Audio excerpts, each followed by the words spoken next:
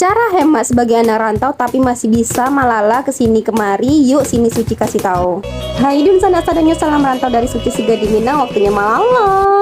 Hidup di rantau tuh gak semata-mata untuk mencari piti serin sana, tapi untuk mencari kesenangan juga. Masuk yola panik-panik kerajo ndak pai Malala. Hehe, tidak bisa.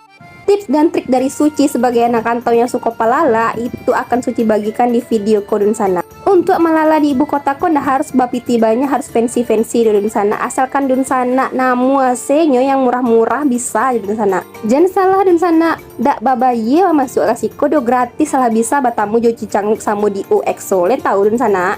Di Jakarta tuh banyak banget kok pameran-pameran gratis yang bisa dun sana kunjungi. Kok sampai salah satu yang Suci kunjungi itu free dun sana, dan dun sana bisa bertemu artis-artis Korea gitu, walaupun menatap dari foto lah tapi senang hati dun sana. Dun sana hanya memikirkan transportasi 7.000 pulang balik pakai transportasi umum, siap tuh dun sana masuknya gratis. Palingan untuk makan saya Suci makan bakso kok cuma 25.000 dun sana.